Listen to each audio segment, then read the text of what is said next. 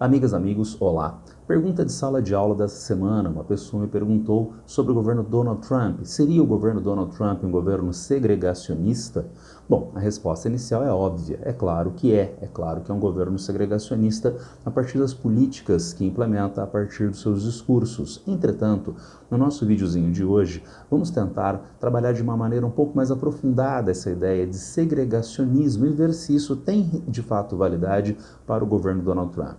Para tanto, nós precisamos primeiramente identificar o que seria a ideia de um governo segregacionista. Eu separei aqui para vocês. Segregacionismo das leis Jim Crow nos Estados Unidos, entre o final do século XIX e o início da segunda metade do século XX, leis que impediam condições de igualdade jurídico-política entre brancos e negros, sendo mais forte em alguns estados, principalmente do sul dos Estados Unidos. Na prática, essas leis geravam segregação, separação de brancos e negros em escolas, em parques, em bibliotecas, em bebedouros, em banheiros, em ônibus, em trens e restaurantes. Restaurante, uma área separada para negros, uma área separada para brancos, havendo inclusive placas de onde as pessoas ditas de cor não tinham permissão para estar.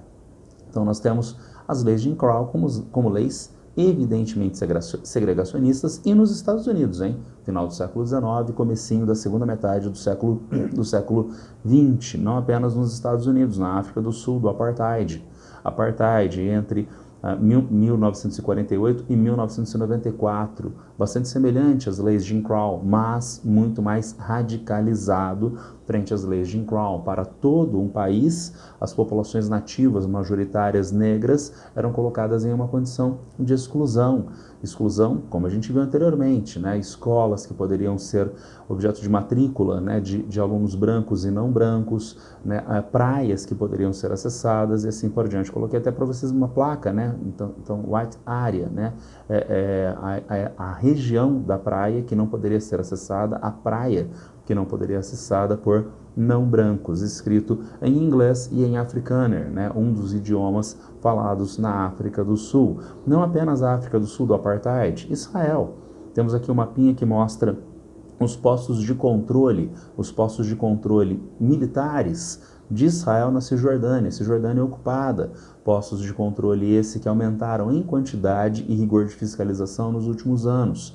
E fazem, a gente já tem videozinhos aqui no GeoVest, nós já temos podcasts aqui no Spotify sobre isso, que fazem com que tempos de viagem entre o domicílio do palestino e o local de trabalho na própria Cisjordânia, tempo de viagem de 15 minutos, possa ser ampliado para 2 horas, para 11 horas dados esses postos de controle. Vejam, a ideia de liberdade de trânsito, mobilidade espacial, liberdade de ir e vir, que é uma das liberdades que o apartheid de Israel contra os palestinos toma das populações palestinas na atualidade. Temos então alguns exemplos bastante bem aceitos de apartheid, de segregacionismo nas leis de Jim Crow dos Estados Unidos, no apartheid da África do Sul, no apartheid de Israel. Agora, de alguma maneira, o governo Donald Trump implementa isso na atualidade? Não implementa. E, portanto, nessa perspectiva, com bases históricas e sendo mais rigoroso, nós não encontraríamos um segregacionismo equivalente a estes exemplos no atual governo Donald Trump. Entretanto, vamos aprofundar isso um pouquinho? Vamos dar uma olhadinha, por exemplo, nas medidas trabalhistas recentemente implementadas por Donald Trump, já a partir do seu primeiro dia de governo, a partir do Departamento de Trabalho.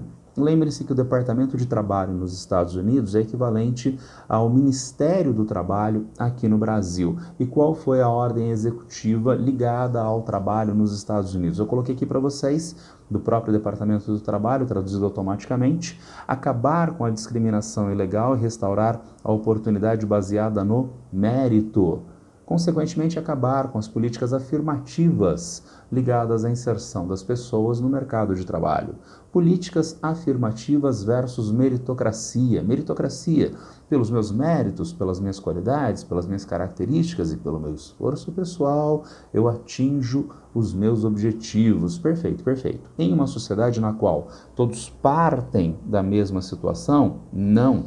É uma sociedade altamente assimétrica, com pessoas que têm muito mais posses, recursos do que outras. E, portanto, a situação para serem atingidos os objetivos são situações muito desiguais entre as diferentes pessoas, o que mostra a imoralidade da ideia de meritocracia.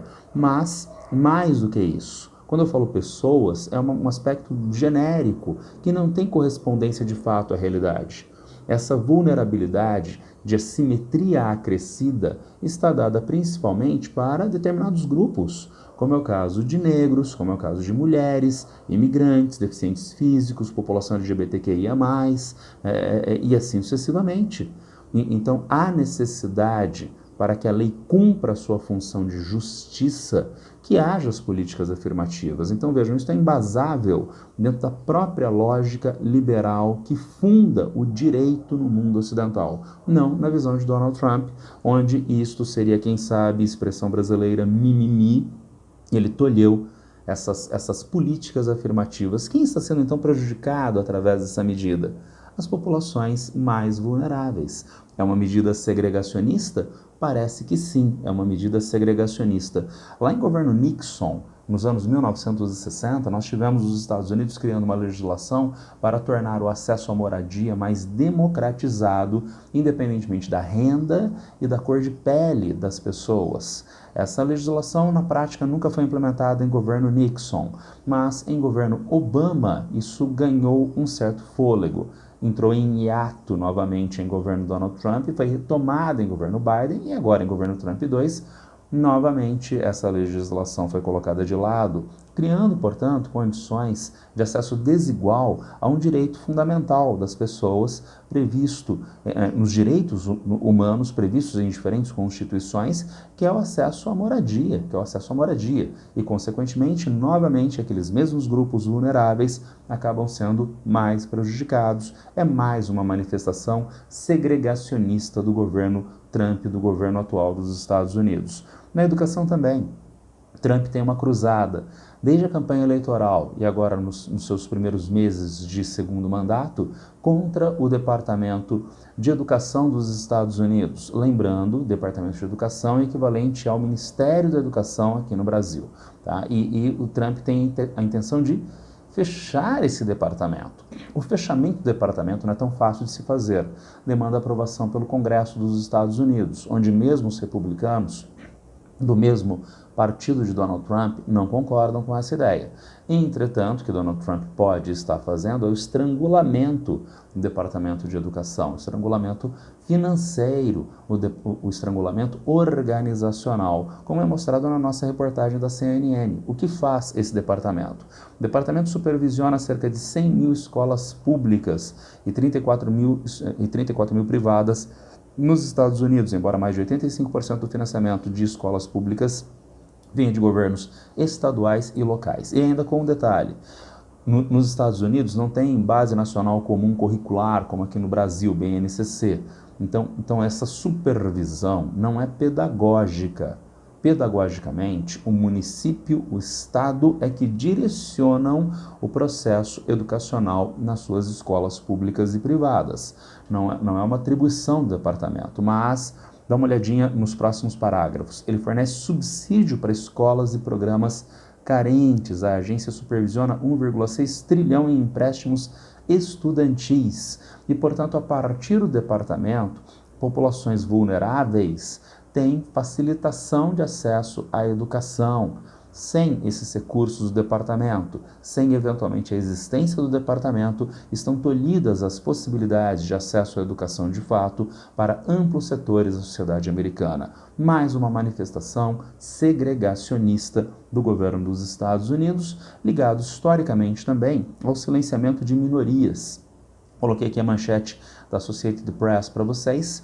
Eu normalmente coloco a manchete com a tradução automática do Google, mas a tradução automática estava horrível. Então vejamos aqui ao lado, estudantes e acadêmicos imigrantes estão sendo detidos em instalações remotas na Louisiana, apesar das objeções.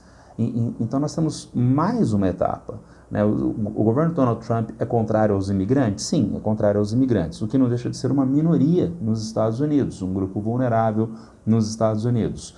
Migrantes indocumentados são objeto de perseguição, apreensão e deportação. Sim, sim, mas crescentemente migrantes que estavam sob documentação completa, como é o caso de Mohamed Khalil, né, pós-graduando em Colômbia. Entretanto, o governo Donald Trump promoveu o cancelamento, está promovendo o cancelamento e a eventual deportação de Mohamed Khalil. Agora, por quê? Porque ele participou de protestos pró-Palestina. Ele tem direito de participar desses protestos? É claro que ele tem.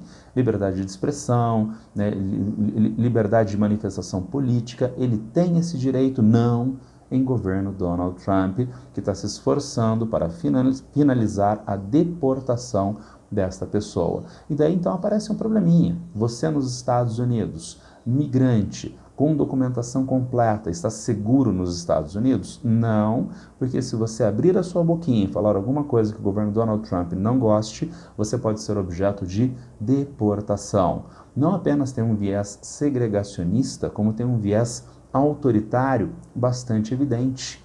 E o que evidencia para nós traços do governo Donald Trump que se assemelham ao que a gente tinha como neopopulismo de extrema-direita nas primeiras décadas do século XX. Uma característica desse neopopulismo de extrema-direita era o nacionalismo com vistas à identidade nacional. Dá uma olhadinha nessa manchete do The Guardian.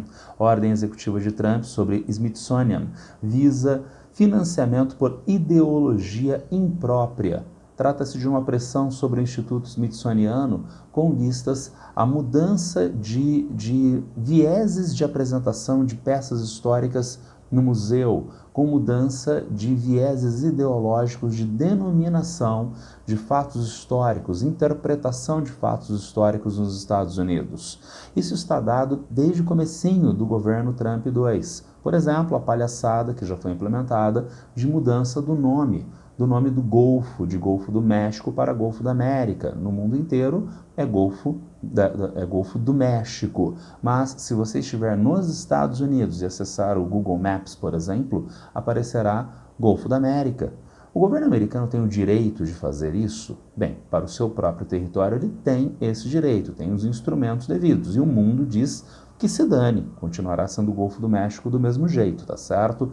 Mas é uma manifestação deste esforço de criação de identidade nacional, assim como uma mudança de fatos históricos. Sabemos, pela imprensa recentemente, que o avião que primeiro levou uma bomba atômica contra o território japonês teve uma mudança de nome. Ele era o Enola Gay, e agora ele é apenas Enola, não é mais gay, tá? Lembrando que gay é nome nos Estados Unidos, não é apenas alegre numa tradução livre e muito menos apenas a ideia de um movimento político. É um nome, e o nome da aeronave era Enola Gay, mas perdeu o gay do nome da aeronave, né? Foi um esforço do Departamento de Defesa dos Estados Unidos de, através de recursos de computador, retirar toda a expressão gay na sua base documental. Não apenas a aeronave teve uma parte do seu nome tolhido, um membro das Forças Armadas, digamos, o sargento Robert Gay Johnson, tá? É o nome dele, mas né, o computador também cortou o gay do nome dele, tá certo? Tudo isso é aparentemente risível, mas é mais do que risível, é bastante perigoso, porque, como está marcado no alto do nosso slide, tudo isso remonta ao nazifascismo do início do século XX. Essa ideia se assemelha ao que foi visto no fascismo italiano, que buscava definir a cultura nacional com base em um conjunto rígido de valores e tradições. Na verdade, tem quem sistematize essa ideia para nós. É George Orwell, em 1984. Não é quem controla o presente, controla o passado. Quem controla o passado, controla o futuro. Quem controla o presente, Donald Trump, diz como foi o passado. O passado seria o norteamento, a orientação do que estaria por vir na sociedade, controla, por extensão, o futuro em estados mais do que segregacionistas, estados autoritários de extrema-direita. Ainda nesses paralelos, apelo a um povo legítimo contra as elites corruptas. Isso está dado em governos nazifascistas, o discurso anti-elite, o discurso anticorrupção, o que é um oxímoro, o que é um paradoxo, na medida em que nós temos governos que são elitistas, que trabalham para as elites, a esses governos subservientes ou instrumentalizáveis ou instrumentalizadas. Então é um oxímoro? É, mas é uma ideologia que coloniza muito facilmente a mente do incauto na Alemanha nazista, na Itália fascista. Daí nós temos diálogo de Trump com os setores que, afetados negativamente pela globalização neoliberal, manifestam rancor contra as estruturas políticas e econômicas. É aquilo que nos Estados Unidos é chamado, é aquilo que foi retomado aqui no Brasil por Gessé Souza, o lixo branco. São pessoas que historicamente estão numa posição de vantagem na sociedade americana. São homens de meia idade, brancos, que são posições destacáveis em uma sociedade racista anglo-saxã, em uma sociedade patriarcal que exclui as mulheres, em uma sociedade que manifesta diferentes preconceitos, etarismos contra os mais jovens, contra os mais velhos. Então, é um homem de meia idade e branco, mas ele não tem formação superior, ele não tem os empregos de maior qualificação, ele vive numa cidade pequena de apelo rural e não tem a maior projeção dentro da sociedade americana na atualidade, em especial frente a pessoas como, melhor exemplo, Kamala Harris, filha de imigrantes, negra, mulher e que tem uma projeção bastante significativa. Isto aumenta o rancor desta pessoa. Agora vejam, por que essa pessoa está numa condição de exclusão?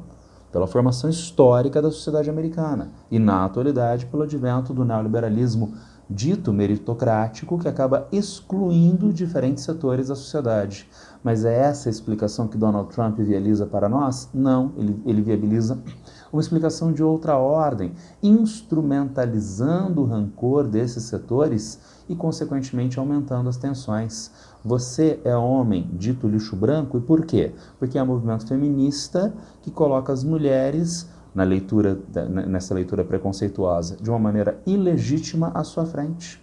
Você é branco, mas veja, um negro tomou o seu lugar, está no seu emprego, porque movimento negro, políticas afirmativas, além de ser nacionalista ou fanista contra os imigrantes. Então trata-se de um discurso de identificação de uma elite corrupta, a elite no caso democrata, que fazia as políticas afirmativas, tá? E agora uma elite que está afinada com o legítimo povo dos Estados Unidos para levar você a uma condição, você que era lixo branco, a uma condição que é a condição do seu mérito, a condição que você merece. É um discurso que, de novo, acentua a segregação na sociedade americana, é um discurso típico de regimes autoritários. Temos ainda mais paralelos. Ontem e hoje nós temos a ideia de realismo fiscal, que gera condições econômicas e sociais mais precárias, afetando principalmente as populações mais pobres.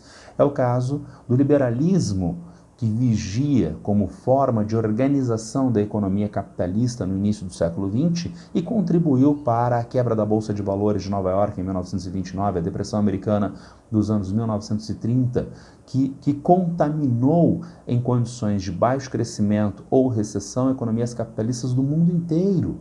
Nesse contexto de baixo crescimento econômico, de precarização das condições socioeconômicas, herdados, cultivados dentro de um ambiente liberal do dito realismo fiscal, nós temos algumas sociedades mais vulneráveis, mais frágeis, como a da Alemanha, tendo, neste contexto, as condições ideais para o surgimento do pensamento nazifascista, na Alemanha, na Itália, na Alemanha em especial. Há que se ter um certo cuidado com o cenário de hoje. Porque hoje a gente não tem o liberalismo do início do século XX, a gente tem o neoliberalismo do final do século XX, com ainda muita força, ainda hegemônico no final do século XXI. Temos aqui, cortes na Argentina ganham nota 10 do FMI. Então, o FMI disse, corta mesmo. Corta tudo na Argentina, realiza um fiscal para o governo só gastar aquilo que ele arrecada em impostos. Quando nós passamos a ter os protestos da semana retrasada na Argentina, protestos onde uma idosa, segundo a CNN, é derrubada por policial em protesto, onde nós tivemos uma outra idosa sendo objeto de tiros de bala de borracha.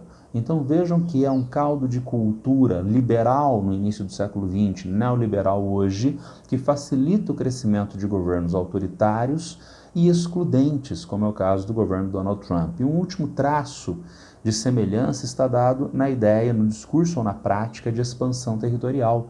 Daí eu coloquei para vocês uma mapinha da Alemanha nazista em processo de expansão territorial para outras regiões. A gente tem na atualidade o discurso do Donald Trump. Eu coloquei aqui na manchete do G1 para vocês.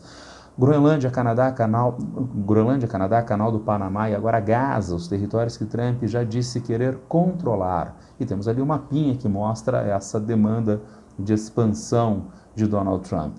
Vejam que a reportagem ainda nos traz. Especialistas avaliam que falas de Trump são retóricas para demonstrar poder. Então não tem correspondência com a realidade. Essa reportagem é velha. Nós tivemos nesta semana a visita do vice-presidente dos Estados Unidos, o J.D. Vance, à Groenlândia. É uma visita diplomática, mas é uma visita que se traduz em mais uma etapa de pressão política dos Estados Unidos. E sabemos que, diferentemente de Gaza, diferentemente do Panamá ou do Canadá, a Groenlândia é importante para os Estados Unidos. É importante em qual perspectiva?